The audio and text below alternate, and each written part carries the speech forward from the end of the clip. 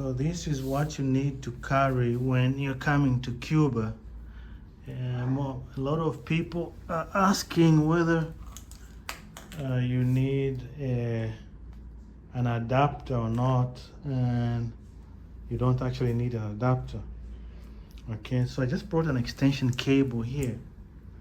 So this is an extension cable, as you can see, very basic extension cable you can get anywhere, from any store. And so you just plug it in. Okay, right there, you see that? So you can just plug it in right there. Okay, and for any iPhone or Samsung, you have this plug, right? And this just goes in. So you're just making you see that? You're just making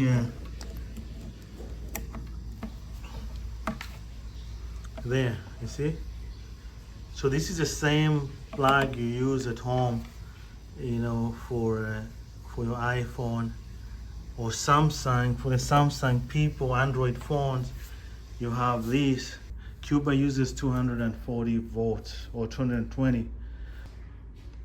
You can use anything that comes from North America. So I'll just you know, kind of clarify that this plug has the capability of you know, passing 220 volts. This same one does 120, 125, 110, or whatever the case may be in North America, right? So you use the same one, you don't change it because it can get the voltage here in Cuba.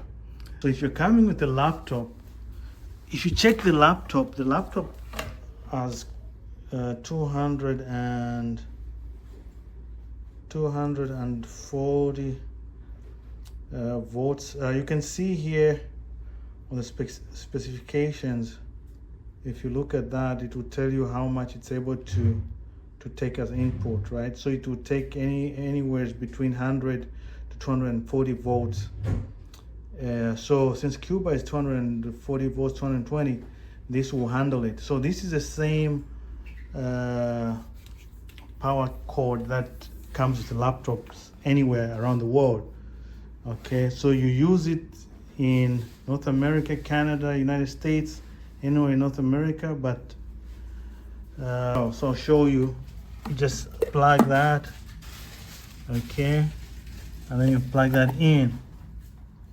Okay, so you see that? That's the laptop right there.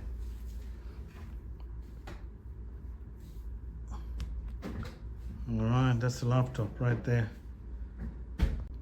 For those coming from Europe, since I've used European standards before, I can tell that this plug here can accommodate the inserts from the European community, European countries and stuff. So you can see how it looks like, right?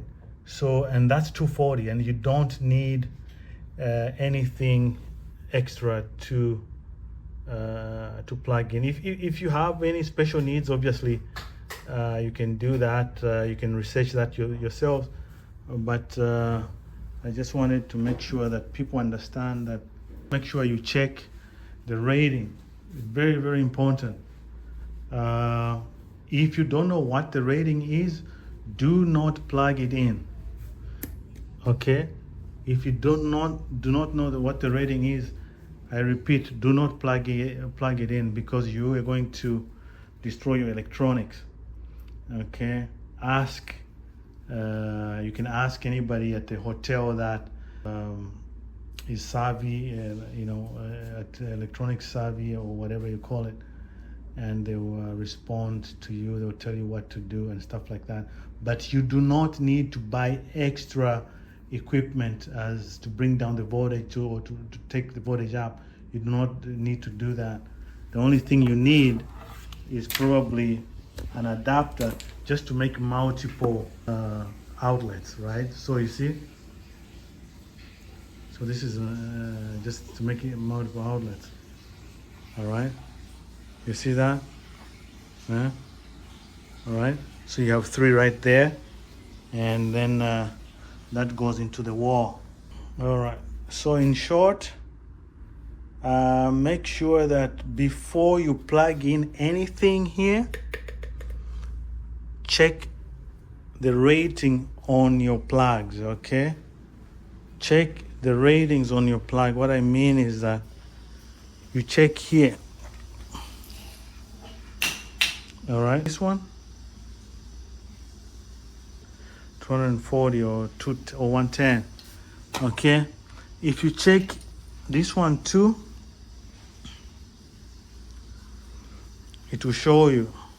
For any reason, if you have needs for 110 volts or 100, anything less than 240, and if you don't have an adapter, like say if you have a hair dryer, right, or whatever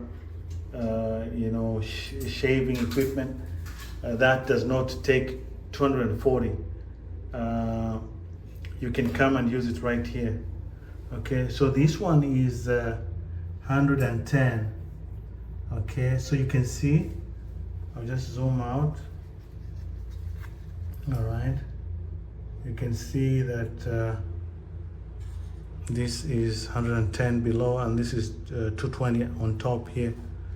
So depending on what you're using. So this night light uses 110. So you see where we are plugging it here, 110.